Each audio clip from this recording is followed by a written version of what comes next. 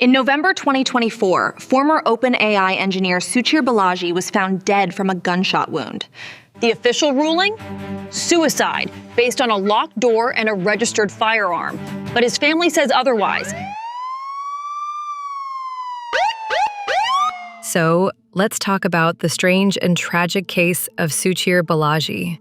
He was a brilliant 26-year-old AI researcher, a whistleblower, who was found dead in his San Francisco apartment on November 26, 2024. But here's the thing about this story. How he died? Well, that completely depends on who you ask.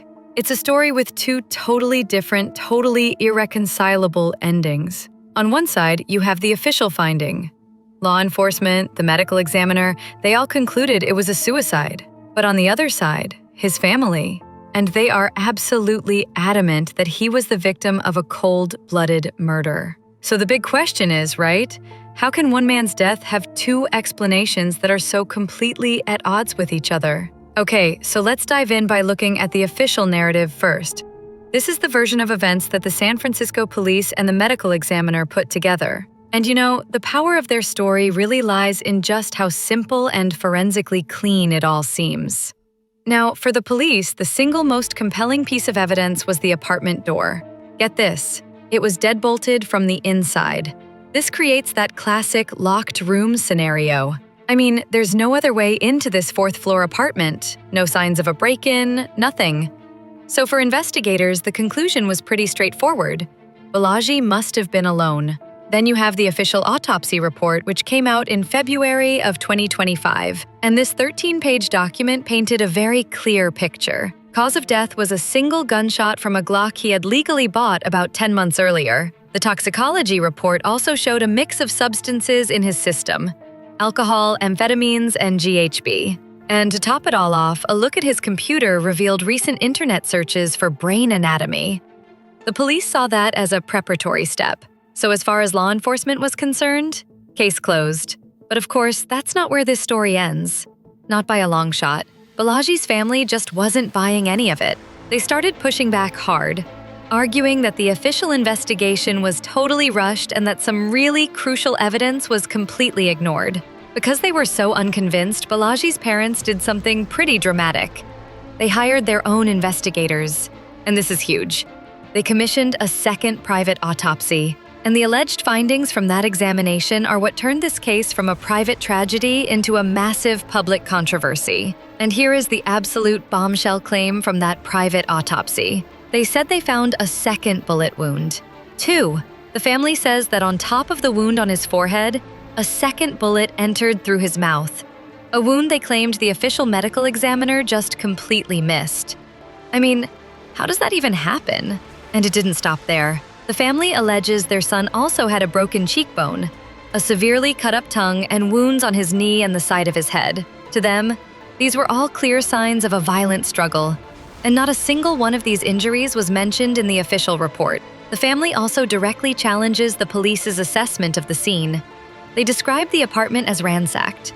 They alleged that some crucial CCTV cameras in the building pretty conveniently stopped working right around the time of his death. And maybe most importantly, they claimed several pen drives which they believe contained incriminating evidence against OpenAI were missing. Okay, so if you're going to entertain the idea of murder, you have to ask why. What's the motive? And to understand that, you have to look at the world Suchir Balaji was operating in. This wasn't just some ethical disagreement he was having. This was a battle over billions of dollars. I mean, the scale of the stakes here is just staggering.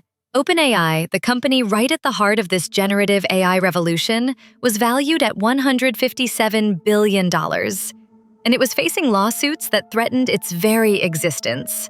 The central legal fight is all about copyright. You have companies like the New York Times suing OpenAI, saying they use their copyrighted content to train models like ChatGPT. OpenAI's entire defense hinges on this legal idea called fair use.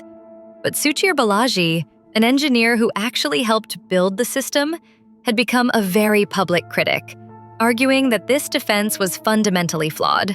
So here's the crucial point. Balaji wasn't just some critic. In a court filing just 8 days before he died, the New York Times identified him as a potential witness, someone who might have, quote, relevant documents. He was on the verge of going from a whistleblower to a key player in a case that could cost OpenAI billions. It really wasn't long before this whole complex case just exploded into the public sphere. It was fueled by some of the most powerful and, let's face it, controversial figures in tech and media. And the search for truth kind of turned into a proxy war, and one of the first to weigh in was Elon Musk. You have to remember, he was an original co-founder of OpenAI, who left and is now one of its fiercest critics. He immediately used his platform X to amplify the family's doubts, lending his massive following to their cause. As the debate got hotter, Musk's statements got even more direct. After OpenAI's CEO Sam Altman defended the suicide ruling in an interview, Musk posted a blunt declaration that sent shockwaves through the tech world. He was murdered. The murder theory got its biggest platform on Tucker Carlson's show. He first gave Balaji's mother a space to share her story, and then later, he directly confronted OpenAI's CEO Sam Altman, opening their interview with the accusation. OpenAI's public response, for its part, has been very cautious. The company expressed its condolences, called Balaji a valued member of the team, and pretty much deferred to law enforcement. When he was pressed by Carlson, CEO Sam Altman stood firm, saying Balaji was like a friend, but that the evidence to him pointed to suicide. So, here we are, left with two completely different realities. On one side, a straightforward suicide that seems to be supported by forensic evidence. And on the other, a complex murder conspiracy supported by a second autopsy and a very, very powerful motive. And when you lay the two stories out side by side like this, the conflict is just undeniable. The manner of death, the number of wounds, the physical evidence. On every single crucial point, the two narratives are in direct, total opposition to each other. And this really brings us to the unsettling heart of this case. It's a paradox. The very same circumstances, being a 26-year-old about to testify against a corporate giant in a multi-billion-dollar lawsuit, can be used to build a plausible argument for both theories. It's a powerful motive for murder, for sure, but it's also a source of what could be just unbearable psychological pressure. In the end, we're left with this one question. The death of this brilliant engineer, a young man who developed a conscience about the tech he was building, has become a modern Rorschach test. What you see in the evidence really depends on what you're willing to believe about corporate power, the media, and the human cost of the AI revolution. And the truth? Well, for now, that remains locked away with Suchir Balaji.